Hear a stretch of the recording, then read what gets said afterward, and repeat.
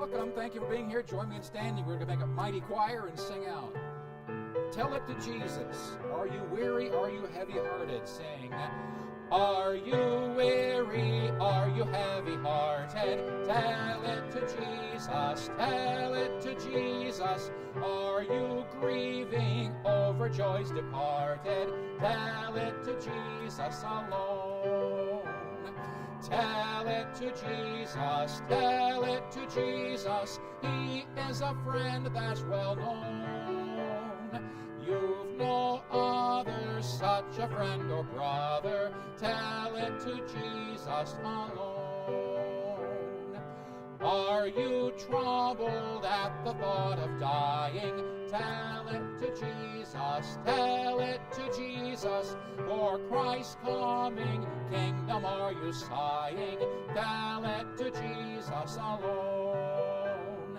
Tell it to Jesus, tell it to Jesus. He is a friend that's well known. You've no other such a friend or brother. Tell it to Jesus alone. Amen. Good singing. You may be seated. I chuckle a little bit when we sing that song. It sounds like I don't want to hear your problems. Just tell it to Jesus. But that's not true. It's just a good thing we should do, is tell it to Jesus. Thanks so much for being here tonight. It's a blessing to be home. Thank you for your prayers. Just a real quick update. My son-in-law, Tim, is doing remarkably well from his brain surgery. My wife's got a picture, the side of his head. He's got a scar from about here up and all the way back to about here. So just a great big moon shape where they opened him up and got into his skull and did some remarkable things in there. But basically, he had restrictive arteries on one side, and that was causing the blood to be disseminated into little tiny capillaries, and so the arteries weren't working. And so it was forming new paths for blood, but not sufficient. And so they went in and basically did a bypass. They took two arteries. They did one where they actually attached it to both ends. The other one, they just laid it in there. And they say what happens is the body assimilates that, and it will eventually open where the blood flows through that as well. Already seeing significant improvement in his thinking, in his cognitive skills, in his memory.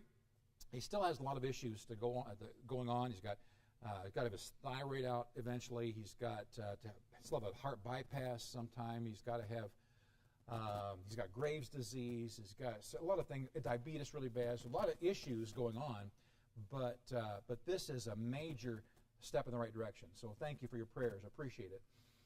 We had the privilege of seeing my wife's sister, who is in a nursing home in Fulton, Kentucky, about 4 hours away. So we drove that to see her. And she's suffering from early onset Alzheimer's, and we weren't sure she would recognize us, but she did right away, which was a blessing. And so we got to see her on the trip as well. plus we flew into Cincinnati and then drove to Louisville. The last day we drove back by way of the Ark and got to see the Ark. And so that was a tremendous blessing. If you go, take good walking shoes because there's a lot of walking. And it was probably too much for Nancy because we were already dog-tired from the week, but we got to see it. And for that, I'm so grateful. And it was also fun having taught Genesis and studying Genesis before going to that because it was I caught things so much more than I would have had I not done that. And then to see how they think things through. How would Noah have done this? And how would he have done this? Well, they're all conjecture. We don't know for sure. But this got it all worked out. So in heaven, we'll find out how accurate they were. I want us to have a word of prayer, and then we'll get into tonight's lesson. We'll be in Genesis chapter 32 tonight, and we'll get you up to speed in a minute. So let's have a prayer, and then we'll start. Dear Lord, thank you for your amazing love and your blessing, and thank you so much for this place called Hope Baptist Church. Thank you for the refreshing spirit that is here, and I pray, Lord, that you might meet with us tonight. Spirit of God, would you quicken our minds, and Lord, would you give to us what you'd have for us, for we love you in Jesus' name. Amen. You might recall we are, Jacob is going back to his homeland. But between Jacob and Canaan is his brother Esau, who 20 years earlier had threatened to kill him. And that's why he left. He left initially just to go for a short time. His mom encouraged him to go for a short time. Well, that short time turned into 20 years. He ended up working 7 years for one wife and 7 years for a second wife and then 6 years for the animals. So now it's been 20 years, and he's taken all of his family, he's taken all of his animals, and they're making this grand exodus tour out of Haran all the way back to Canaan. Again, between them is angry brother Esau. And so that's where we're coming into the story.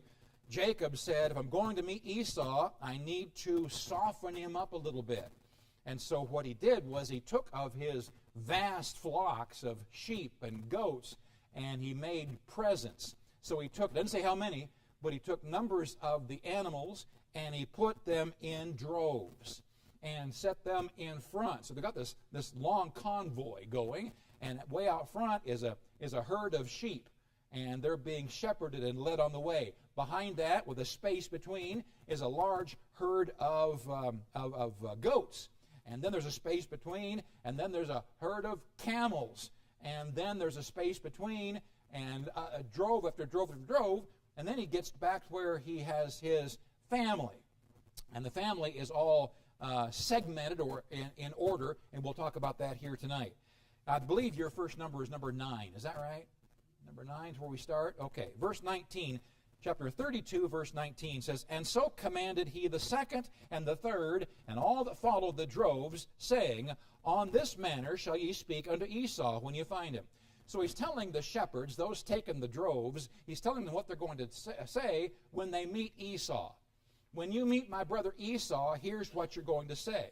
And he tells them, verse 20, And say, Moreover, behold, thy servant Jacob is behind us. For he said, I will appease him with the present that goeth before me, and afterward I will see his face. Peradventure he will accept of me. In other words, I'm sending these gifts ahead to try to soften my brother up so he doesn't kill me. And you, wives, and you, children, and destroy all my flocks. And so I'm going to sweeten him up. So number 9, Jacob instructed each successive servant similarly. He instructed each servant. Number 10, Jacob sent everyone ahead across the river. Verse 21 says, So went the present, this is all the animals, the present of the different droves, over before him, and himself, Jacob, lodged that night in the company. Letter A. Jacob sent his present ahead. So he sent the droves of animals ahead of him, first having to cross over the river. Now remember what I said last time we met, and that was the sheep don't handle water well. The fleece on the sheep, they soak up that water, and if they get too much, they drown. And so sheep cannot just ford a river, if they're going to get in water, it can only be about this deep. But otherwise, it'll soak up, and they'll get overloaded, and they won't be able to hold up all the weight. But their legs are not real strong, and so they just fall over and they drown. So they had to find a low spot in the river for them to go over on. And we're talking about hundreds and hundreds of animals, possibly thousands of animals, because he's been working this for a long, long time. So he sends his present ahead. Letter B, Jacob sent his family ahead deep into the night. I'll explain that as I read verse 22 and 23. And he, Jacob, rose up that night and took his 2 wives, which means in the daytime he sent the droves of animals ahead. When it's day, the animals are going. Now they can see clearly. They can see where they're going to go in the water. They can find the low spot. They can navigate that carefully. But he rose up that night and took his 2 wives and his 2 women servants and his 11 sons and passed over the ford Jabbok. When did he do it? At night. Now this is significant. He sends the animals over in the daytime. But at night, he takes his wives and his children. And he took them, verse 23, and sent them over the brook and sent over that he had. So he sent his family ahead in the night. He sends the animals in the daytime. He sends his families across the brook at night. Why? Why would he do that? Cooler to travel? I didn't even think about that. It's cooler. Why else?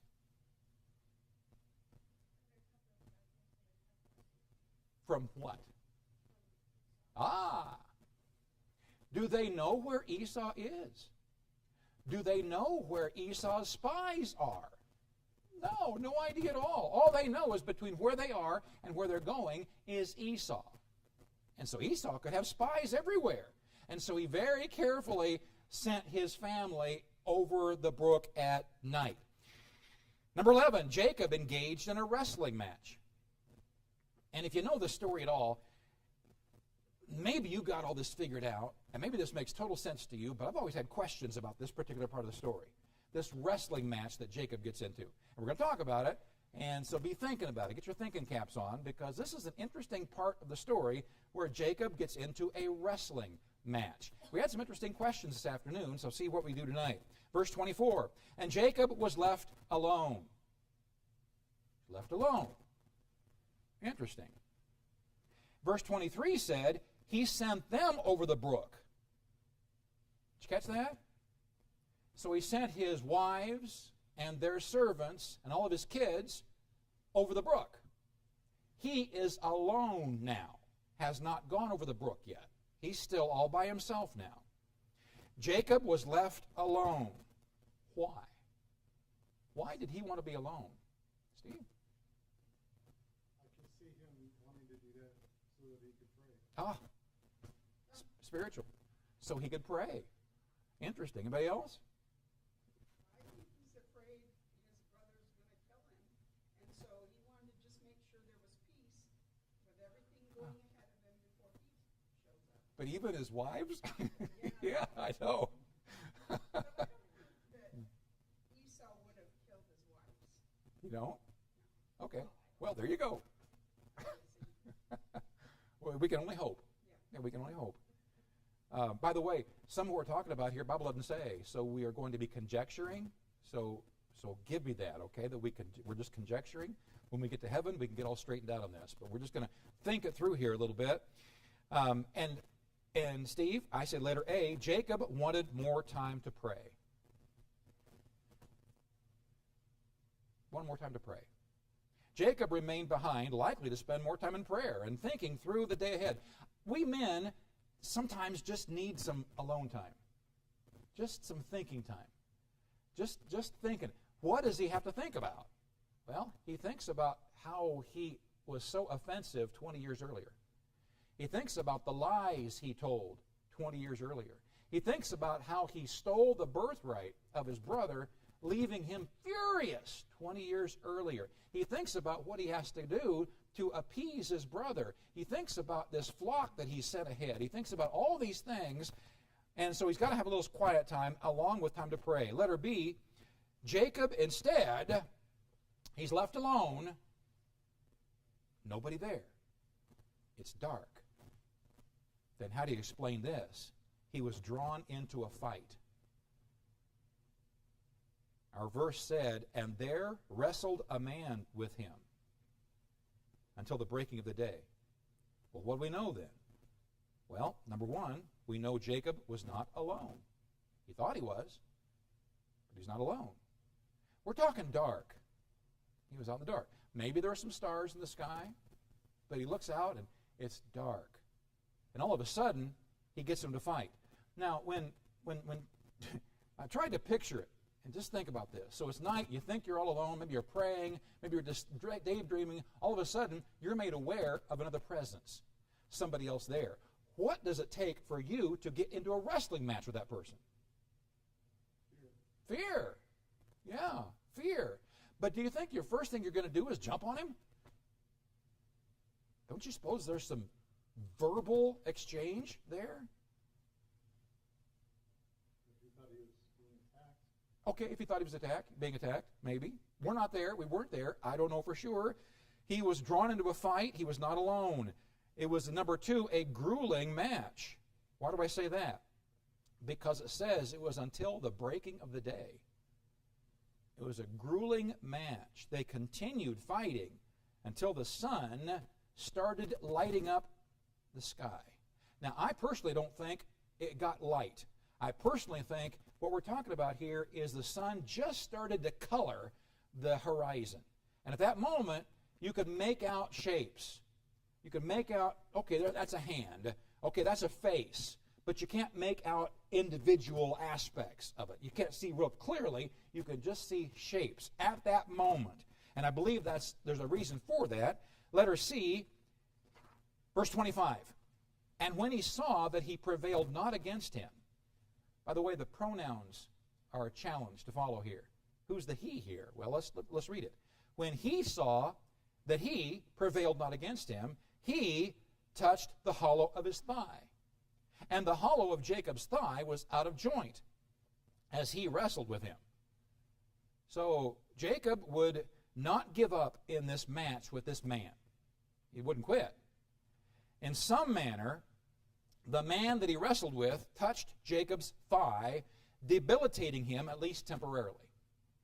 Now, we were told this afternoon that there are certain martial arts moves that can dislocate a hip joint.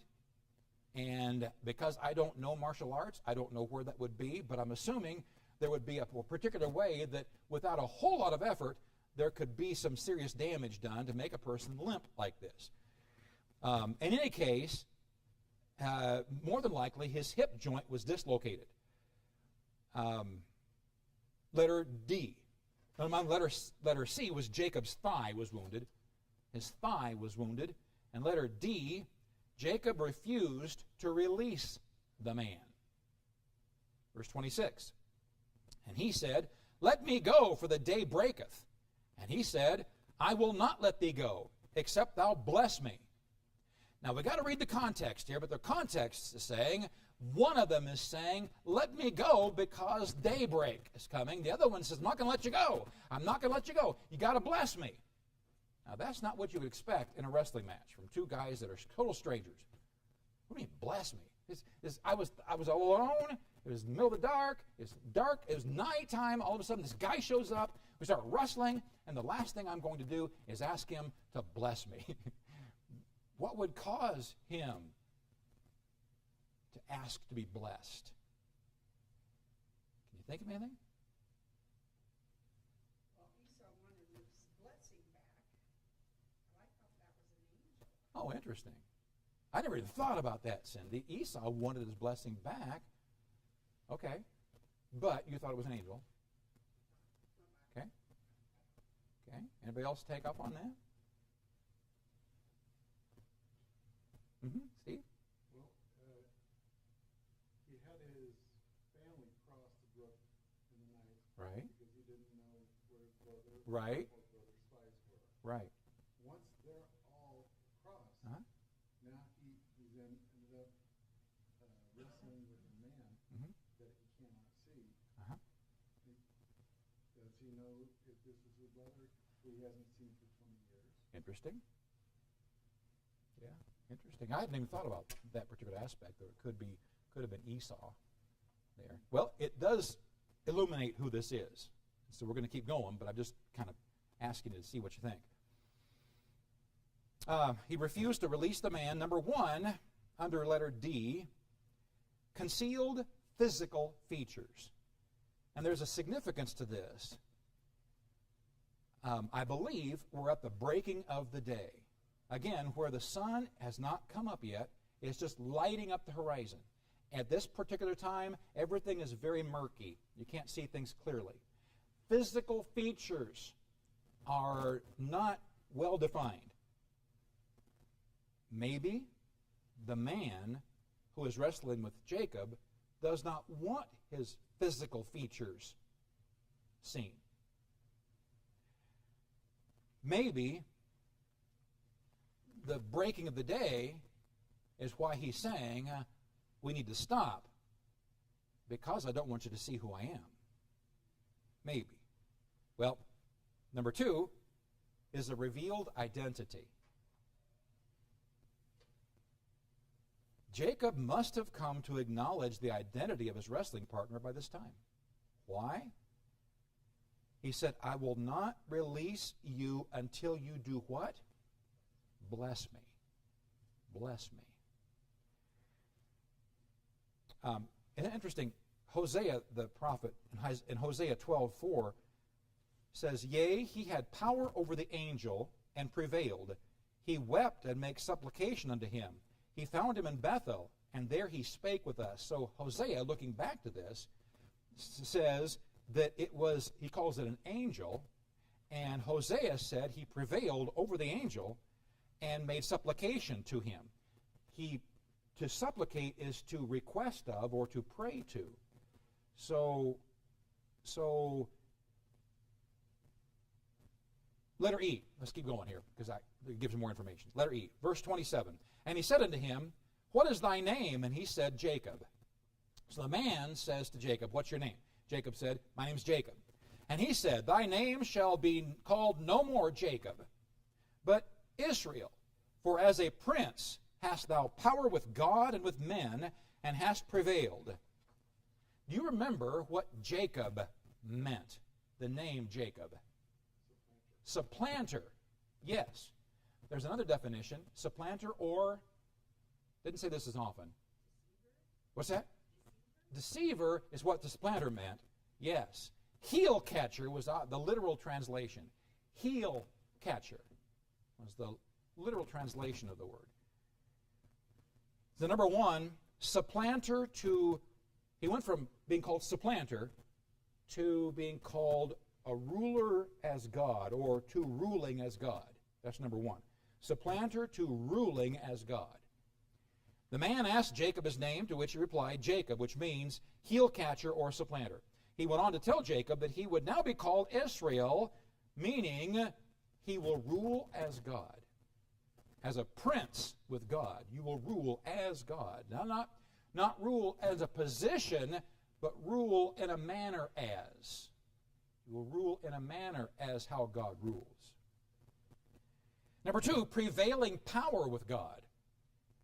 The man told Jacob that he had proven that he would not give up pleading with God. He said, I will not let you go. But Jacob, the sun's coming up. I will not let you go. No matter what, I will not let you go until you bless me. He proved he would not give up pleading with God. As a prince, Jacob had shown he had prevailing power with God and with men. Jacob had prevailing power with God. So what's an immediate application we can take from this? Prevailing power with God. In what respect? In what respect could we have prevailing power with God? By not giving up. In what?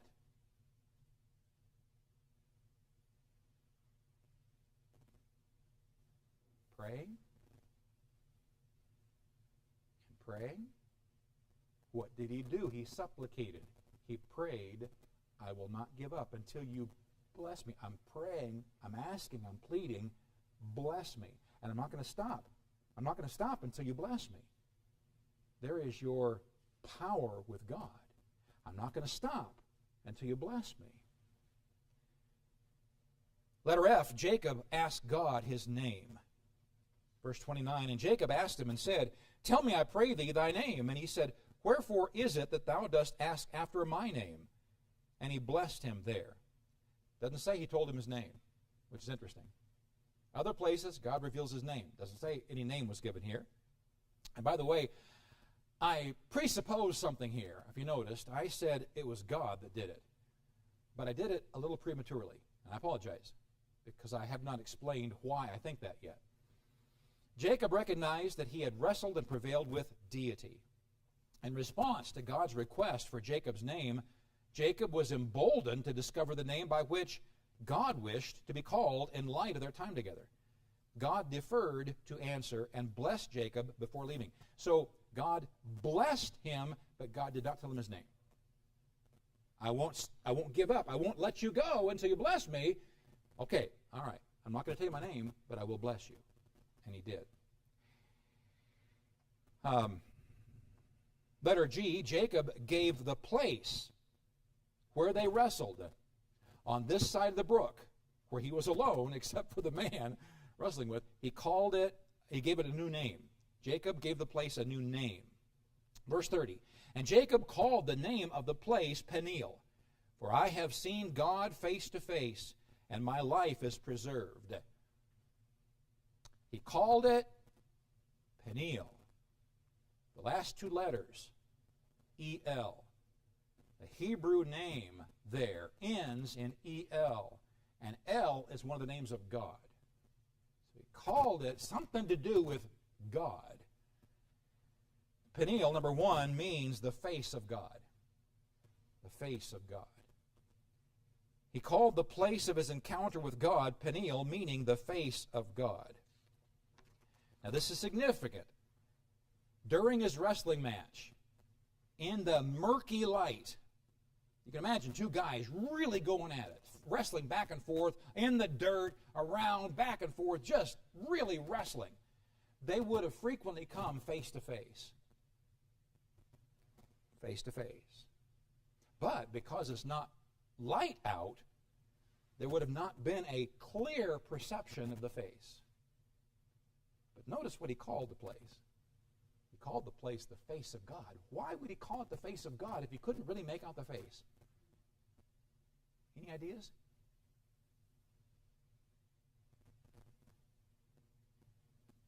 That's a stretch, I know. The face of God.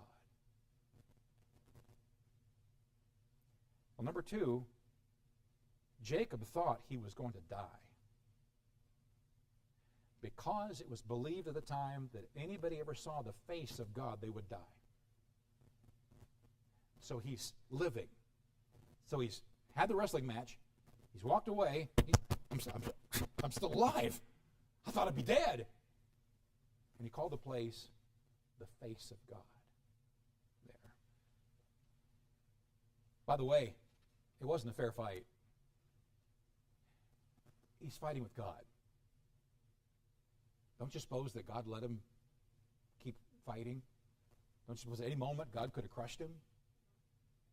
Like a bug? Yeah, like it never happened. He vaporized, vaporized. Why would God let him do that? Why was God fighting him in the first place? Why was God fighting? What a poor example. Wrestling in the dirt. Why was God out there? Doesn't he know better? What do you suppose he's doing? There's a covenant that God has between himself Okay. and the children of Abraham, Yes. which goes through Jacob. Yes. So what's your point?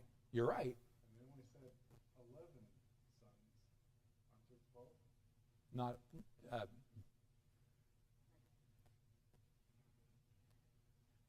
There will be. Yeah. So Benjamin still hasn't come yet. Mm-hmm.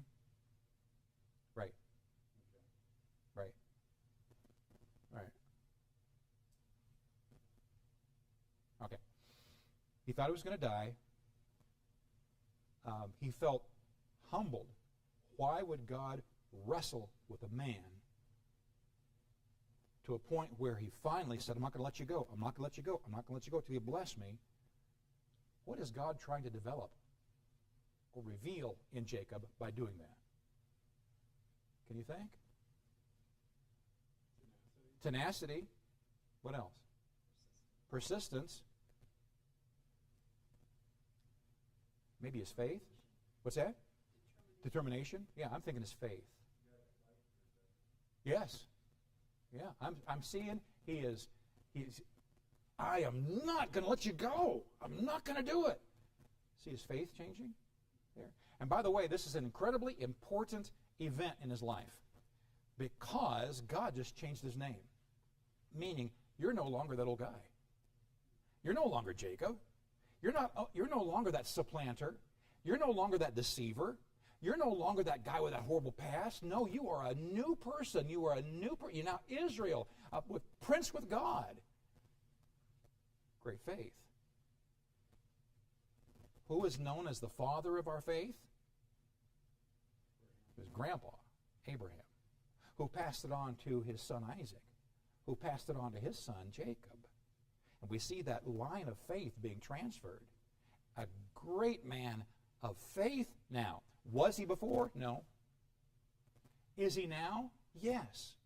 He prevailed with God. He was not going to give up. There's your great faith. I will not give up. There's his great faith, we see. Letter H, Jacob now walked with a limp. He walked with a limp. It's a sign that he had actually, this really happened. Don't you suppose after a day or two, he starts to wonder, was that a dream? Did I really do, oh man, that's real. God gave him something to remember to make it real. You're not going to forget this, Jacob. That really happened. Yes, we really met. Verse 31, as he passed over Penuel, the sun rose upon him, and he halted upon his thigh. He limped. So as the sun did continue to rise that morning, Jacob limped from the wound left by his match with God. Now in your mind, keep this straight, because now it's been nighttime. In the night, he sent his family on over in the nighttime. He thinks he's alone. He's praying likely. He's thinking. All of a sudden, he's not alone, and he's wrestling. The whole rest of the night, he's wrestling until the sun starts to break through. When the sun starts to break through, he says, I'm not going to let you go. You got to let me go because the sun's coming up. I'm not going to let you go until you bless me. All right, then we go through the name change. You are no longer Jacob. You are now Israel. And he goes through this amazing conversion. God recognizes he's now a new man. Letter I. We see a new custom among God's people. Jacob's life would never be the same after God's touch. Verse 32, therefore the children of Israel eat not of the sinew which shrank, which is upon the hollow of the thigh unto this day, because he touched the hollow of Jacob's thigh in the sinew that shrank. And as I was reading through the commentaries, not knowing this, today when the Jews, up until now, when they give their their offerings, they will not eat that portion of the animal. That portion is sacred. They do not eat that portion. Whatever that portion is, the muscle or whatever it is, they do not eat that portion of the animal in remembrance of Jacob. Letter G. Jacob and Esau reunite after 20 years. Well, what's it going to be like?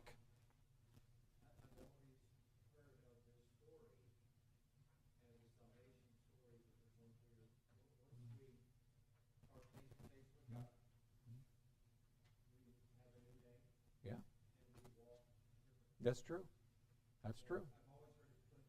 That's true. Yeah. That's true. Yeah. Yes. Great illustration. Number one, Jacob saw Esau coming and got his family in order. So just last night, I wrestled with God. The sun came up and I limped across the brook. Now I'm with my family and I look over the horizon and there's Esau. Esau's not alone. Esau has with him a band of men. And so Jacob gets his family in order. Verse 1, chapter 33. Jacob lifted up his eyes and looked, and behold, Esau came. Notice, and with him 400 men. They're coming to throw a party. Don't you suppose? We're going to reunite, have a great time together, throw this great big party, right? 20 years ago, Esau wanted to kill his brother. What do you suppose that band or posse of 400 men is planning on doing? Well, let's find out. Esau came with 400 men, and he divided the children unto Leah and unto Rachel and unto the two handmaids. So he started dividing his family. By the way, he put the children with their respective mothers. In verse number 2, and he put the handmaids and their children foremost. Now let's remember the droves. He has the droves out front, followed by another drove, the separation, followed by another drove. Now, the next day, he puts his family in the same way. He puts them in droves, if you will, and he starts by putting the handmaids and their children foremost, out in front. First to meet Esau. You get it? So if Esau is mad, if he is ready to do damage, I'm going to put my handmaids and their children first. So notice the importance here, the level of importance.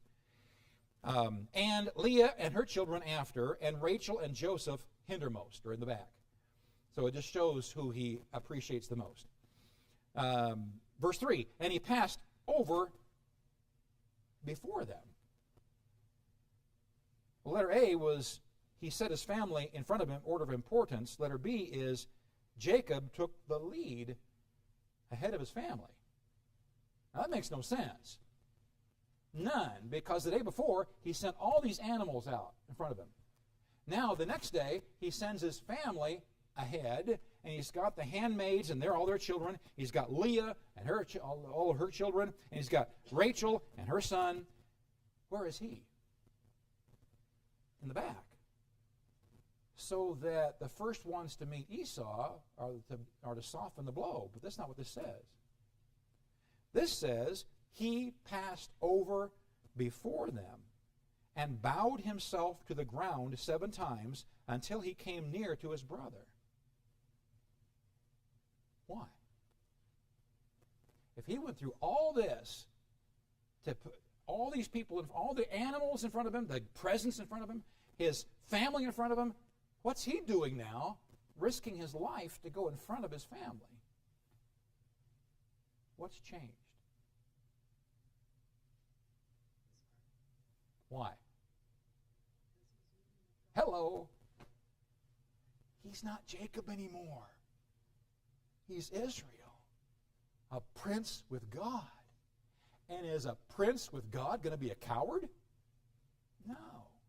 So he marches through his family, and he leads the way to Esau, which I think is beautiful. I think it's incredible. And he bows 7 times before him, which was part of the culture there.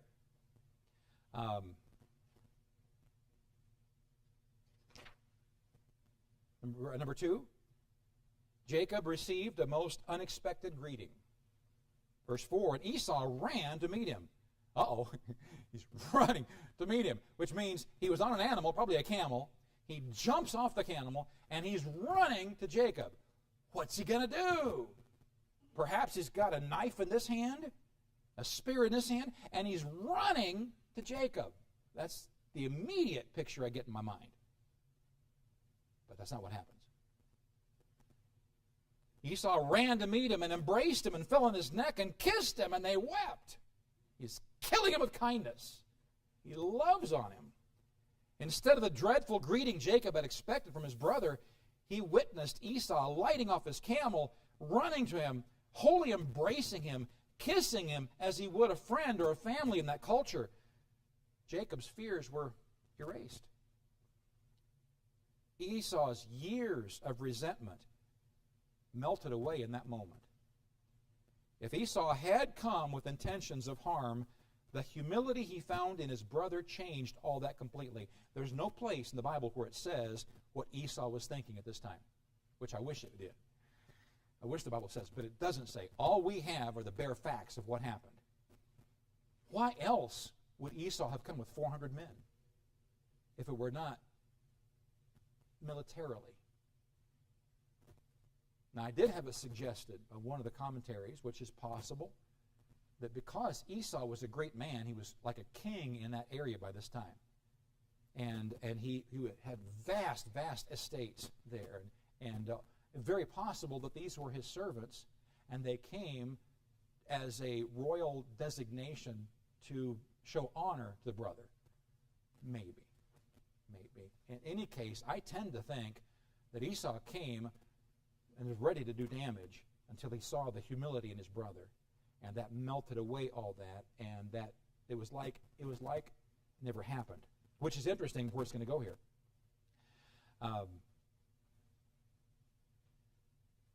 Number 3, Jacob introduced Esau to his family. Verse 5, and he lifted up his eyes and saw the women and the children, and said, Who are those with thee? And he said, The children which God hath graciously given thy servant. Esau noticed the women and the children. They were standing off to the side, just patiently waiting. Jacob had not mentioned them with the messenger.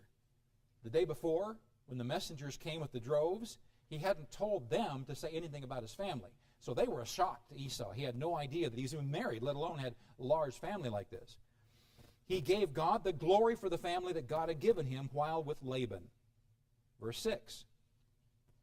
Then the handmaids came near, and their children, and they bowed themselves. Letter A, Jacob introduced the 2 handmaids and their children first, still in order of importance. So the first ones to get introduced, the ones out front, they're the handmaids. This would be Bilhah and Zilpah. Bilhah being Leah's handmaid, and Zilpah being Rachel's. Letter B, Leah and Rachel came last. Verse 7, and Leah also with her children came near and bowed themselves, and after came Joseph near and Rachel, and they bowed themselves. So Leah came with her 7 children, bowing themselves politely. Finally, likely with Jacob beaming with pride, was Rachel and Joseph, the last ones to come and be introduced to Esau, and they bowed themselves. Verse 8, and he said, What meanest thou by all this drove which I met? In other words, yesterday, all these animals, drove after drove, what's the deal? And he said, These are to find grace in the sight of my Lord. Number 4, Esau asked about Jacob's gifts. Now, I don't think it was because he didn't know. I think he knew because the messengers had told him the day before. So why does he ask? I think it has to do with their culture. Their culture is so different there. I believe it all has to be verbalized. He has to say it out loud. They have to, all agreements have to be verbalized out loud. And so I want to hear you say this. You're giving me a gift. I want to hear you verbally say it. Letter A, Esau graciously refused Jacob's gifts. Verse number 9. And Esau said, I have enough, my brother. Keep that thou hast unto thyself. Now here's a possible trap. In this culture, it was polite to always refuse first. You always refuse. Oh, no, I couldn't. Oh, no, I couldn't. But that doesn't mean you're not expecting it. That simply is part of the culture. Oh, I couldn't take it. I couldn't take it. Now, if Jacob at that moment says, okay, if you don't want it, and walks away, those 400 men would have lifted their spears because it would have been a deadly move on his part. Now, letter B, Jacob encouraged Esau to accept his gifts. Verse 10, and Jacob said, Nay, I pray thee, if now I have found grace in thy sight, then receive my present at my hand, for therefore I have seen, listen to what he says, for therefore I have seen thy face. Notice the comparison here. I have seen thy face. Esau, I have seen thy face, as though I had seen the face of God, and thou wast pleased with me. Now, isn't it interesting that he said, I have seen your face, and it is as if I had seen the face of God. Hadn't he? Just the night before? actually seen the face of God. So what do you think he's saying here? My seeing your face, Esau, is as if I had seen the face of God. He's making a tie here, I believe. Can you think what that might be? What is the similarity? He doesn't look like God. It was dark, yeah, right? He recognizes that his brother was made in the image of God. Yeah, that's true. That's true. That's true. How had Jacob felt when he realized, after seeing the face of God, he hadn't died? Was he bummed out about it? No. I'm alive.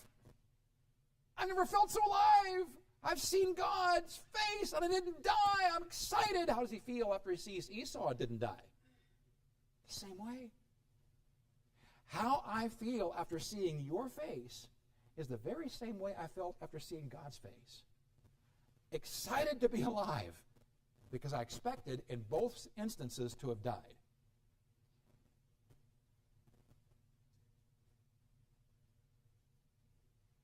Letter C, Esau finally agreed to take Jacob's presents. Verse 11, take, I pray thee, my blessing that is brought to thee, because God hath dealt graciously with me, and because I have enough.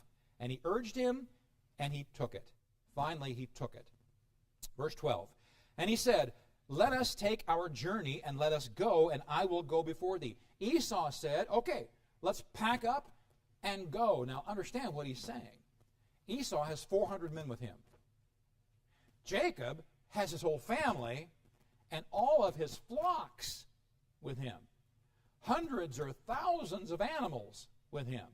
So when Esau said, let's pack up and go, this is a big ordeal. All right, let's get this show on the road.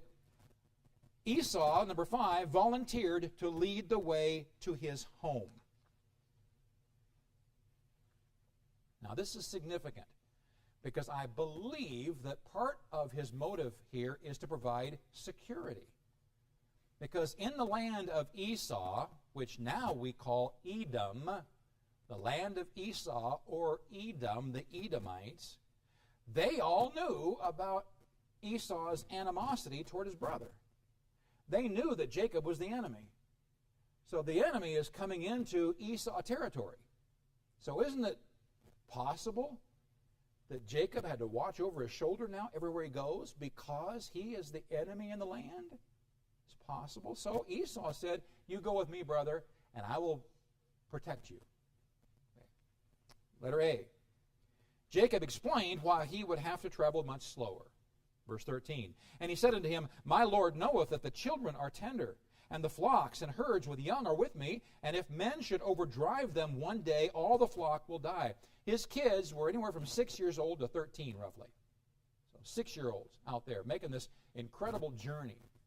Plus, he's got all these animals, so he can't push them hard. He tells Esau, if I drive the animals too hard, they'll die. So I've got to take it easy. So, letter B, Jacob told Esau to go ahead as he would be much slower. Again, slower. Verse 14, let my Lord, I pray thee, pass over before his servant, and I will lead on softly, according as the cattle that goeth before me, and the children are be able to endure, until I come unto my Lord, unto Seir. So you go ahead, and we will come much slower. Number 6, Esau volunteered some of his men to Jacob. Verse 15, and Esau said, let me now leave with thee some of the folk that are with me. Who were the folk with Esau? The 400 men, likely all armed. So let me leave a few of my folk with you. Let me leave some of my armed guards with you. What I think he's saying. And he said, what needeth it? Let me find grace in the sight of my Lord. Esau volunteered to leave a few of his armed guards with him to escort them to Seir. Jacob refused his offer, saying, basically, I know the way. I remember how to get there. And he refused to be an imposition on Esau. there may have remained some distrust in his mind and was unwilling to entrust the safety of his family and flocks to any of Esau's men. Verse 16.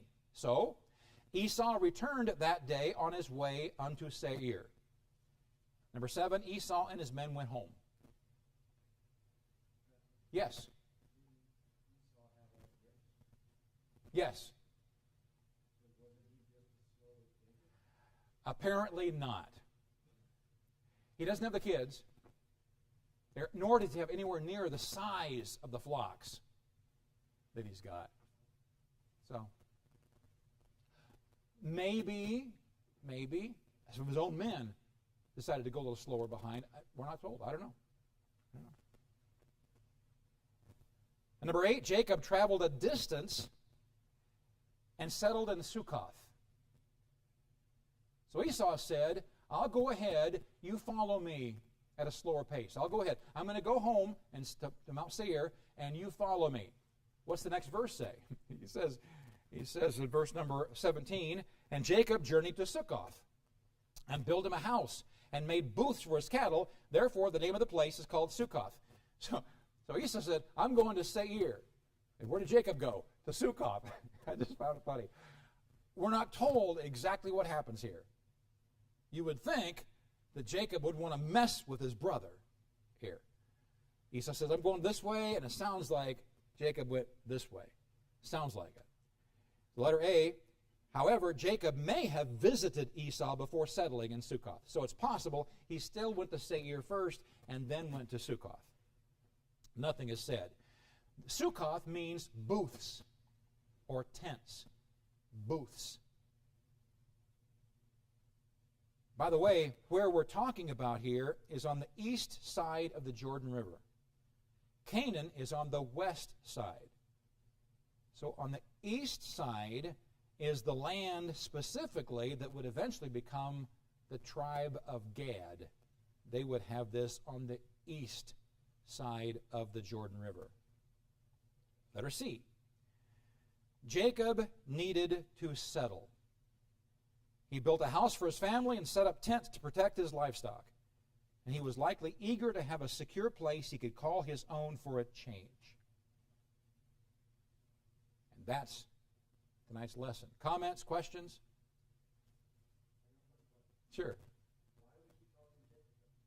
Say it again. I don't know. Yeah, I don't know. Yeah. I don't know. Uh-huh. Yeah. All I can conjecture is it's in a process. That's all I can conjecture. You are Israel, but he has to become Israel. I don't know. Anybody else ask a question I don't know the answer to? So how is it that Jacob and God wrestled, but Moses and God couldn't reveal himself because of the light? Mm-hmm. Why was there no light? I don't know. That's a good question. I don't know. The whole wrestling thing is funny to me. Why God would do that. Now, I think I know why. I think it was to build his faith and to reveal his determination. But as far as why with Moses, and I don't know. Write that down and ask God when you get there and let me know, because that's a good question. I don't know. Yes, Steve? So he sent all his flocks and his family across, and he stayed behind. Could be that he was afraid of facing his brother because he knew Yes. what he'd done. Sure. And while he was staying behind, that's when he wrestled with this man, Yeah. the face of that we later on found out it was God. Yeah. And he went from a fear of facing his brother again and facing God and living made him realize he can do this. Maybe. Yeah. It's good. Anybody else?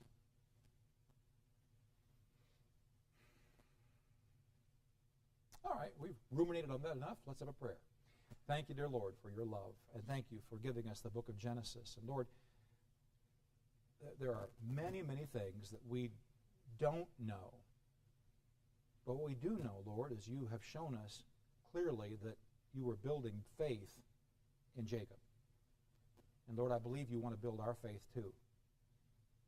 And Lord, I know that you allowed an opportunity in Jacob's life to be afraid and to be worried of what was going to happen the next day. So much so that he stayed behind. And Lord, you were there in the dark. And you met with him in the dark. And Lord, he prevailed with you. Lord, help us to learn invaluable lessons from the faith journey of Jacob, and we thank you for it. We love you in Jesus' name. Amen.